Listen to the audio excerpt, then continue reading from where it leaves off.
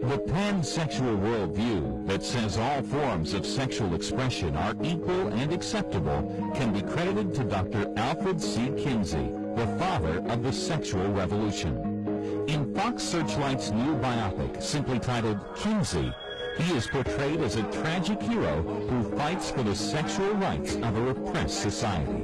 We knew Hollywood would airbrush Alfred Kinsey and make him out to be a pioneer of sexual liberation, instead of showing him for the fraud and aider and abetter of child molestation that he really was. For over 20 years, Judith Reisman has investigated Alfred Kinsey's so-called scientific findings, and in her book, Kinsey, Crimes and Consequences, she reveals the many disturbing faces of Dr. Alfred Kinsey. His biographers all say that Kinsey was a hands-on scientist.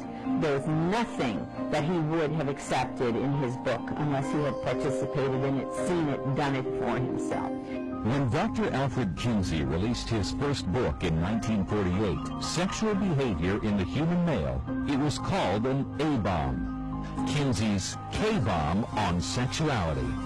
At a time when sex was rarely spoken about, much less studied scientifically, Indiana University professor and zoologist Dr. Alfred Kinsey began his sex research in the late 1930s. Supported by a grant from the Rockefeller Foundation to study human sexuality, Kinsey found himself on a mission to liberate society from its sexual repression and normalize all sexual taboos. He was a perverted man, deeply perverted. He may even have died of wounds that were self-inflicted during his own sexual activity because he was into self-mutilation and pain. He was a sadomasochistic homosexual. But in the Hollywood tribute to Kinsey, actor Liam Neeson plays the part of the controversial sex researcher in search of the truth about sexual practices. Bob Knight, director of the Culture and Family Institute for Concerned Women for America, says homosexual director Bill Condon was clever in disguising the true Kinsey. They showed him having some problems in the movie. They showed some warts. And it's supposed to lure the viewer into the notion that we're showing you the real Kinsey, warts and all. Pay no attention to anything worse. But there was much worse. One of his key researchers described the fact that Kinsey actually threw out 75% of the people he interviewed. It's as though you had an election, throw out 75% of your votes, and then the 25% win.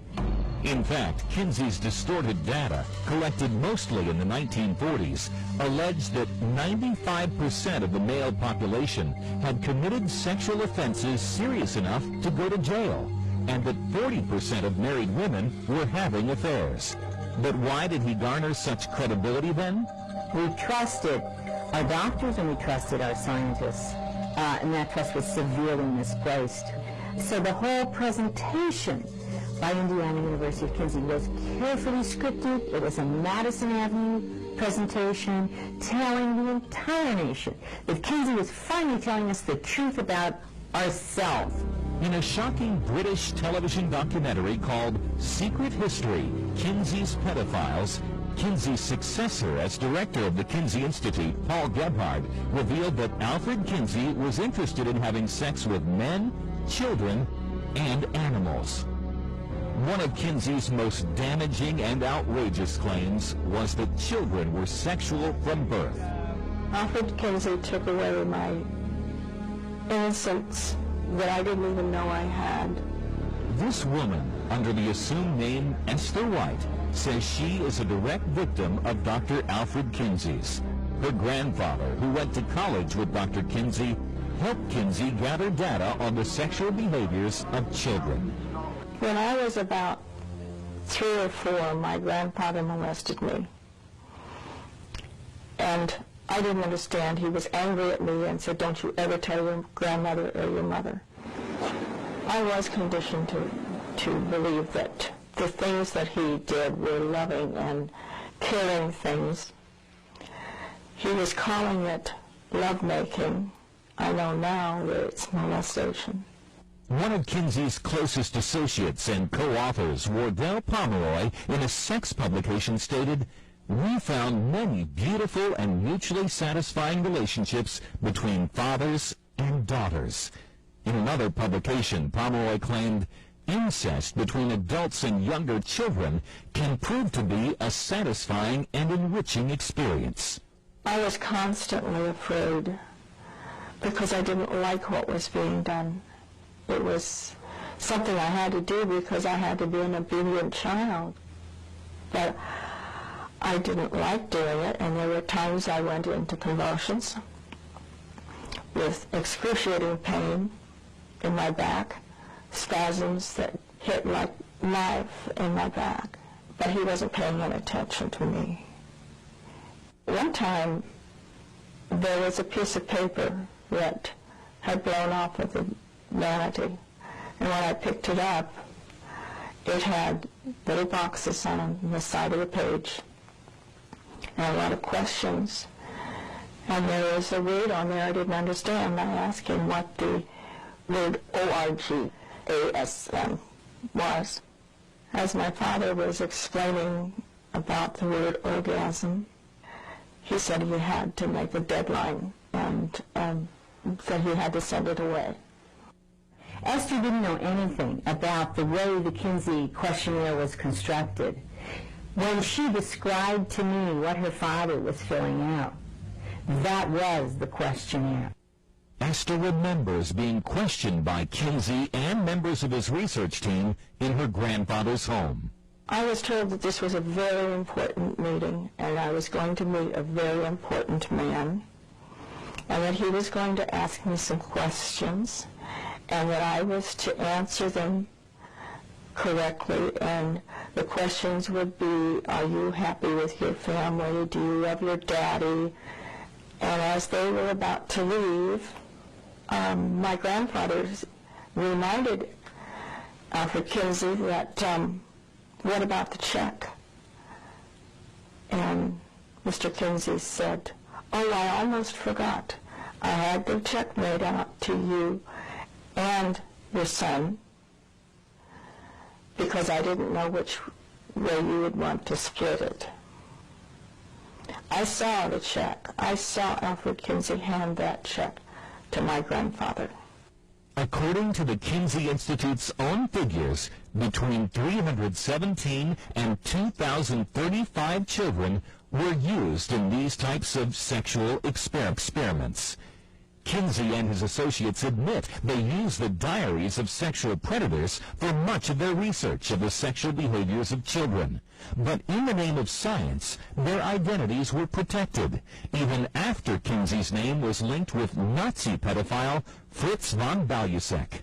It was roughly 60 years ago when von Balusek was arrested for the rapes of many children and the possible murder of a little girl.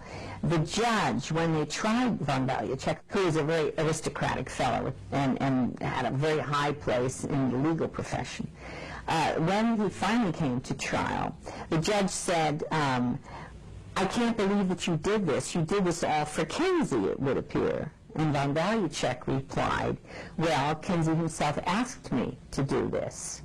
But these headlines never hit the stands in the United States, and so the Kinsey propaganda campaign continued. That the German papers at that very time were printing that Kinsey had been corresponding with this Nazi pedophile, and then it never made it to our newspapers, is clear indication of the control that the Rockefeller Foundation had, along with Indiana University. Recently, the New York Times, exploring the Hollywood version of Kinsey, reported an important fact that Dr. Reisman has been telling us all along. Kinsey corresponded with many pedophiles, von Balusek and another by the name of Rex King, who molested hundreds of little boys and girls between the ages of 2 months and 15 years. He was also known as Mr. Green. For the New York Times to actually report that Kinsey wrote to Dr. von Balusek and to Green and told them both that he wooed them and that he rejoiced at the information that they sent about their sexual violations of children, that's a major blow for the Kinsey Institute. Knight says Kinsey's influence has had far-reaching consequences most people have only become aware of recently. Kinsey went around the country testifying before state legislatures, most notably in Illinois and in California, advocating that sex offender penalties be lowered, because his research proved that people aren't really that harmed by this kind of sex, that it's the hysteria that accompanies child sexual abuse that is the real problem. The children with sexual from birth then justifies the idea that children can not only have sex with each other, but they can have sex with adults if they're loving adults and loving sex, and in effect that they can begin to see the laws of age of consent drop dramatically, which they did post-Kinsey through the American Law Institute Model Penal Code. The Model Penal Code was created by a group of law professors, judges, and lawyers, and was the blueprint that legal professionals used to revise our criminal laws. Authorized Kinsey biographer Gaithorne Hardy is quoted as saying, "The Model Penal Code of 1955 is virtually a Kinsey document. At one point, Kinsey is cited 6 times in 12 pages. In the areas of sex crimes, the law of the American Law Institute reflected the Kinsey studies and ultimately was enacted into state law.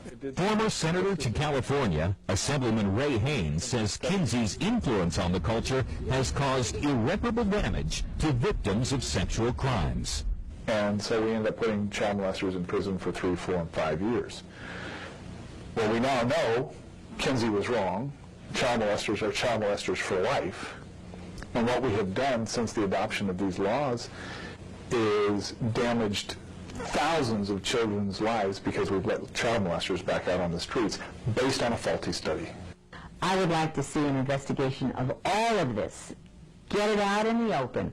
Let the American public make the determination as to what happened, who did it, why, and let our congressmen, our legislators do their proper job in this regard. Not surprisingly, porn tycoon Hugh Hefner was inspired by Kinsey's studies. Hugh Hefner cited Kinsey often in his early Playboy philosophy columns in Playboy magazine to justify pornography and say that science has shown it doesn't hurt anybody. Might as well mainstream it. Well, America bought that message, unfortunately. And but one reason Hefner included the Kinsey studies in his magazines was to give it literary or scientific merit so he could get around the pornography laws of the time. 30 years ago in Roe v. Wade on the abortion issue, Kinsey was used to justify legalizing abortion. Kinsey's the one who gives them the so-called hard data. Hard data being that more than 25% of our married women are having abortions with no problem, and 95% of our single women who are pregnant are having abortions with no problem. And therefore, since so many women are having abortions and there are no problems, we should legalize abortion. Kinsey's influence has gone far beyond the spread of pornography, the legalization of abortion, and the loosening of our sex laws. Kinsey thought of himself as a social engineer. Kinsey provided the intellectual firepower for a lot of groups, like the ACLU, like Planned Parenthood, like the Lambda Legal Defense Fund, the homosexuals lawyers, NAMBLA, to break down the sexual mores that protected our women and children from sexual predators. Alfred Kinsey worked with Planned Parenthood to create SIECUS, the Sex Information and Education Council of the United States. And so the Kinsey model of child sexuality, derived from the actual molestation of kids, became the animating principle behind most sex education until abstinence programs came along. Kinsey was the inspiration for Harry Hay, who started the homosexual movement, as a political movement. But when he read Kinsey, he said he determined that, hey, if 10% of the population is homosexual, which Kinsey claimed at the time, 10 to 37%, then we have a political movement here. And we can redefine ourselves, not as people who engaged in sodomy, which was against the law, not as people who did something, but as people who just are something, and as a discriminated class. Kinsey's legacy is enormous. His cold, dead hand is still on the throttle of the sexual revolution.